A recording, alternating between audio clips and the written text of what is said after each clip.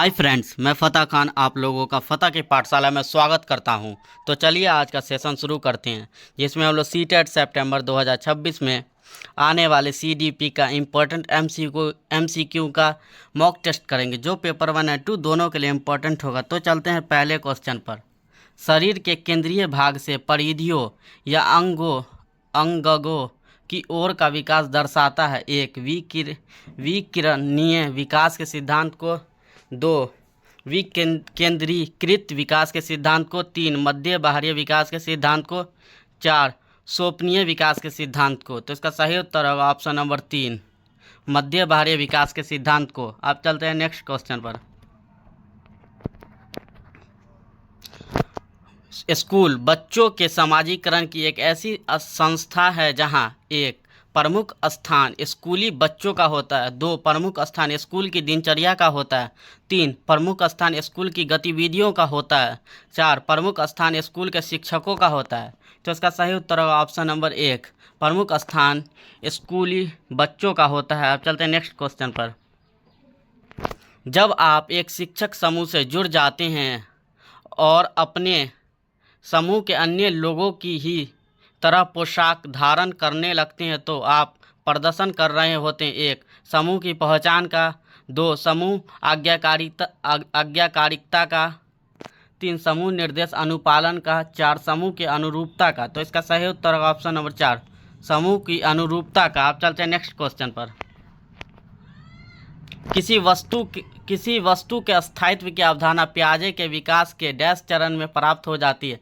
1 संवेदी गामक। 2 पूर्व परिचालन। 3 मूत्र परिचालन।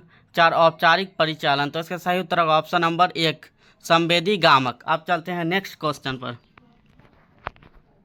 व्यक्तिगत शिक्षा कार्यक्रम की योजना डैश के संदर्भ में बनाई जाती है। 1 विशेष शिक्षा कार्यक्रम। 2 बाल केंद्रित शिक्षा कार्यक्रम। 3 मुक्त विद्यालयी शिक्षा कार्यक्रम। 4 ई अधिगम शिक्षा कार्यक्रम। तो इसका सही उत्तर होगा ऑप्शन नंबर 2, बाल केंद्रित शिक्षा कार्यक्रम। अब चलते हैं नेक्स्ट क्वेश्चन पर। डैश महीनों की आयु के बीच अधिकांश बच्चे शब्दों को मिलाकर छोटे छोटे वाक्यों में बोलना शुरू कर देते हैं। 1 12 से 18। 2 18 से 24। 3 24 से 30। 4 30 से 36।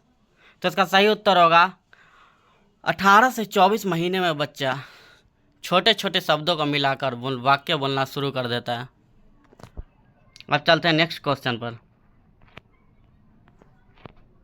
बुद्धि लब्धि या आईक्यू की अवधारणा दी गई थी। 1 गेल्टन के द्वारा। 2 बीने के द्वारा। 3 स्टर्न के द्वारा। 4 टर्मन के द्वारा। तो इसका सही उत्तर होगा स्टर्न के द्वारा। अब चलते हैं नेक्स्ट क्वेश्चन पर। सृजनात्मकता को डैश की अवधारणा से संबंधित माना जाता है। 1 द्रव्य बौद्धिकता। 2 रवादार बौद्धिकता। 3 अभिश्रित सोच। 4 विविध सोच। तो इसका सही उत्तर होगा ऑप्शन नंबर 4, विविध सोच। अब चलते हैं नेक्स्ट क्वेश्चन पर। किसी भाषा के स्वीकृत ध्वनि संयोजनों को इसके डैश नियमों के अंतर्गत बताया जाता है। 1 ध्वनि संबंधी। 2 व्याकरणिक। 3 वाक्यात्मक। 4 विभेदित विषयक। तो इसका सही उत्तर होगा ऑप्शन नंबर 1, ध्वनि संबंधी। अब चलते हैं नेक्स्ट क्वेश्चन पर। जब सोचने की प्रक्रिया किसी भाषा द्वारा प्रभावित होती है, तो ऐसी स्थिति को कहते हैं। 1 सांस्कृतिक प्रभावित। 2 भाषा निर्धारित। 3 संज्ञानात्मक पक्ष। 4 सामाजिक भाषीय उद्धृत। तो इसका सही उत्तर होगा ऑप्शन नंबर 2, भाषा निर्धारित। अब चलते हैं नेक्स्ट क्वेश्चन पर।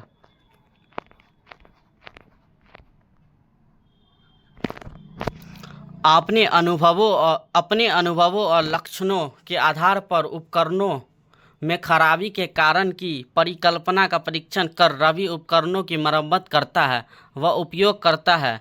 1 अंतर्दृष्टि का। 2 कलन विधि का। 3 मानसिक दृढ़ता का।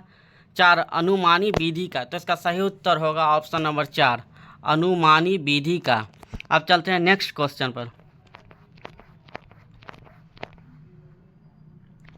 दिव्या अक्सर निर्देशित कार्यों को छोटे छोटे हिस्सों में विभाजित कर आसान बना लेती है। वह उपयोग करती है: 1. कम करने की विधि का, 2. द्विवेदीयक विस्तारण विधि का, 3. उपलक्ष्य विश्लेषण विधि का, 4. क्रियात्मक जड़ता नियमन विधि का। तो इसका सही उत्तर होगा ऑप्शन नंबर 3, उपलक्ष्य विश्लेषण विधि का। अब चलते हैं नेक्स्ट क्वेश्चन पर। पुरुष और महिलाओं की भूमिका का निर्धारण समाज करता है। यह कथन बताता है कि 1. लैंगिकता एक अंतर्दृष्टि अवतरण है। 2. लैंगिकता एक आनुवंशिक प्रतिभा है। 3. लैंगिकता एक अंतर्ज्ञानी अवतरण है। 4. लैंगिकता एक सामाजिक अवतरण। तो इसका सही उत्तर होगा ऑप्शन नंबर 4, लैंगिकता एक सामाजिक अवतरण है। अब चलते हैं नेक्स्ट क्वेश्चन पर। ग्रेडिंग, कोडिंग, अंकन और क्रेडिट संचयन प्रणालियाँ डैश के कुछ उदाहरण हैं। 1. परीक्षा के उत्तर पात्रों के मूल्यांकन की प्रक्रिया। 2. कक्षा में बच्चों की स्थिति की निरूपण विधि। 3. आलेख पत्र रिपोर्ट कार्ड में अकादमिक प्रगति को दर्शाने। 4. अधिगमकर्ताओं की उपलब्धि के आकलन की गणन विधि। तो इसका सही उत्तर होगा ऑप्शन नंबर 4, अधिगमकर्ताओं की उपलब्धि के आकलन की गणन विधि। अब चलते हैं नेक्स्ट क्वेश्चन पर। अधिगमकर्ताओं की उपलब्धि का आकलन शिक्षकों की सहायता करता है। 1. अधिगमकर्ताओं के प्रदर्शन का रिकॉर्ड रखने में। 2. शिक्षण अधिगम विधियों की प्रभावशीलता का मूल्यांकन करने में। 3. कक्षाओं में अधिगमकर्ताओं के क्षमता समूह बनाने में। 4. शिक्षण के लिए गतिविधियों की सूचना तैयार करने में। तो इसका सही उत्तर होगा ऑप्शन नंबर 2, शिक्षण अधिगम विधियों की प्रभावशीलता का मूल्यांकन करने में। आप चलते हैं नेक्स्ट क्वेश्चन पर। समावेशी शिक्षा डैश के सिद्धांत पर आधारित है। 1. सामाजिक संतुलन। 2. समता एवं समान अवसर। 3. सामाजिक अस्तित्व एवं वैश्वीकरण। 4. विश्व बंधुदता। तो इसका सही उत्तर होगा ऑप्शन नंबर 2, समता एवं समान अवसर। अब चलते हैं नेक्स्ट क्वेश्चन पर। दिव्यांग जन अधिकार अधिनियम वर्ष डैश में लागू किया गया है। 1. 1992, 2. 1995, 3. 1999, 4. 2016। तो इसका सही उत्तर होगा ऑप्शन नंबर 4, 2016। अब चलते हैं नेक्स्ट क्वेश्चन पर।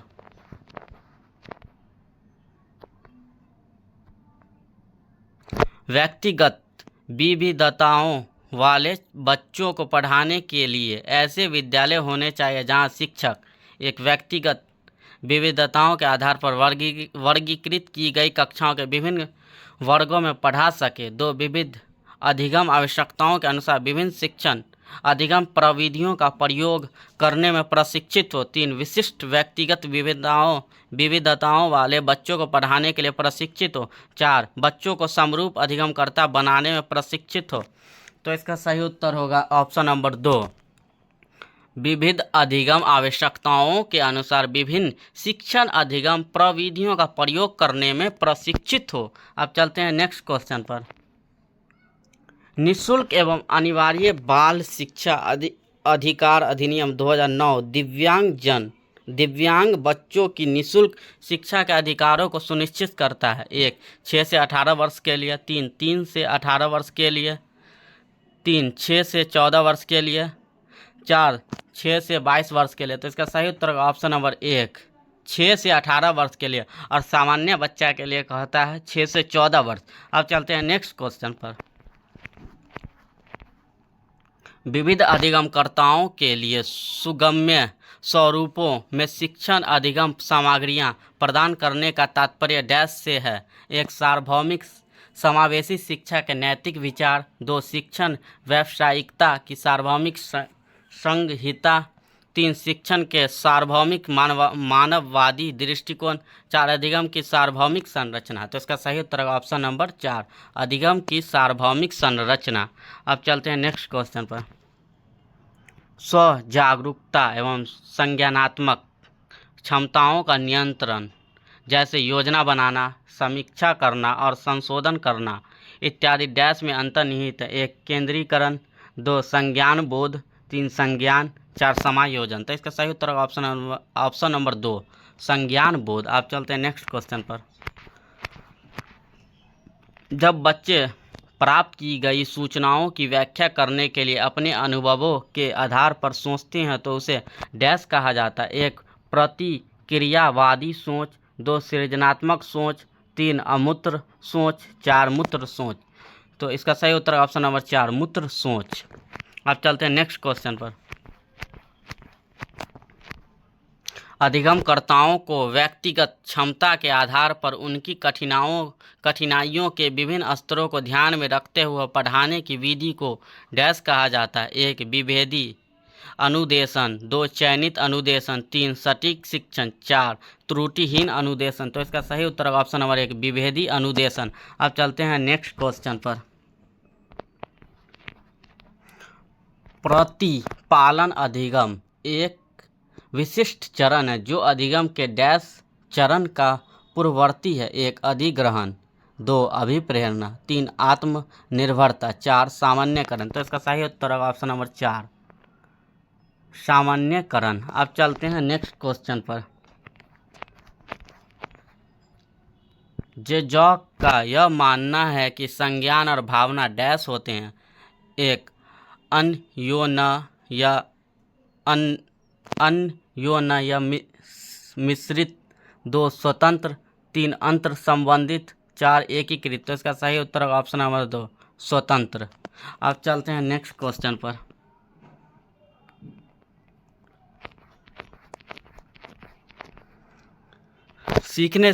पहले से सीखे हुए कार्यों में सुधार लाने के लिए शिक्षक बच्चों को प्रदर्शन देकर सिखा रहा है। वह शिक्षण की डैश विधि का प्रयोग कर रहा है। 1 अनुकरण, 2 अवलोकन, 3 संशोधन, 4 प्रतिरोपण। तो इसका सही उत्तर ऑप्शन नंबर 4 प्रतिरोपण।